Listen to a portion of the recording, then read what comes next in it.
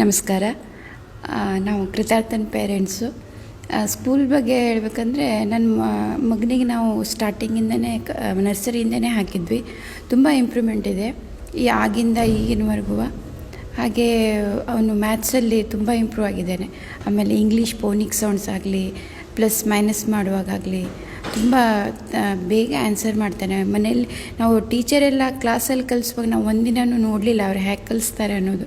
ಆದರೆ ಮನೇಲಿ ನಾವು ಮಕ್ಕಳಿಗೆ ಕಲಿಸುವಾಗ ಗೊತ್ತಾಗುತ್ತೆ, ಅವ್ರು ಕೊಡೋ ಆನ್ಸರಿಂದ ಟೀಚರ್ ತುಂಬ ಚೆನ್ನಾಗಿ ಮಕ್ಕಳಿಗೆ ಟ್ರೈನ್ ಮಾಡ್ತಾಯಿದ್ದಾರೆ ಅನ್ನೋದು ಗೊತ್ತಾಗುತ್ತೆ.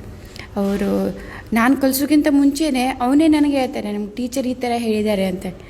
ಅದರಿಂದ ಗೊತ್ತಾಗುತ್ತೆ ಟೀಚರು ಫೋನಿಕ್ ಸೌಂಡ್ಸು ಆಮೇಲೆ ಮ್ಯಾಥ್ಸು ಅವೆಲ್ಲ ಎಷ್ಟು ಚೆನ್ನಾಗಿ ಕಲಿಸ್ತಾ ಇದ್ದಾರೆ ಅನ್ನೋದು. ಹೀಗೆ ಈ ಶಿಕ್ಷಣದ ಗುಣಮಟ್ಟ ತುಂಬ ಚೆನ್ನಾಗಿದೆ ಈ ಸ್ಕೂಲಿಂದು. ಅದೇ ಥರ ಮುಂದೆನೂ ವಹಿಸ್ಕೊಂಡು ಹೋಗಲಿ ಅಂತ ನಾನು ಆಶಿಸ್ತೇನೆ. ಧನ್ಯವಾದಗಳು.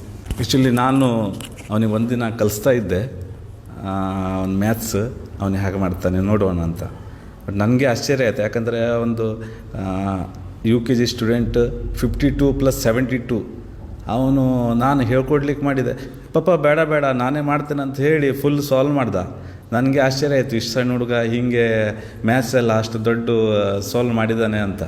ನನಗೆ ಅಂದರೆ ಆ್ಯಕ್ಚುಲಿ ತುಂಬ ಖುಷಿ ಆಯಿತು.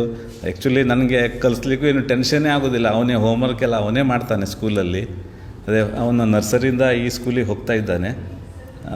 ಮತ್ತು ಯಾವುದು ನಮ್ಮ ಅಲ್ಲಿಂದ ಸ್ಕೂಲಿಂದ ಎಲ್ಲಿಂದ ಅಂದರೆ ಮನೆಯಿಂದ ಸ್ಕೂಲಿಗೆ ಬರೋದಿರಲಿ ವಾಪಸ್ ಬರೋದಿದ್ರಿ ಏನೂ ತೊಂದರೆ ಆಗೋದಿಲ್ಲ. ಹಾಗಾಗಿ ಈ ಸ್ಕೂಲು ತುಂಬ ಒಳ್ಳೆಯದಿದೆ. ನೀವು ಯಾರಾದರೂ ಕಣ್ಣು ಮುಚ್ಚಿ ಈ ಸ್ಕೂಲಿಗೆ ಮಕ್ಕಳಿಗೆ ಹಾಕ್ಬೋದು. Thank you.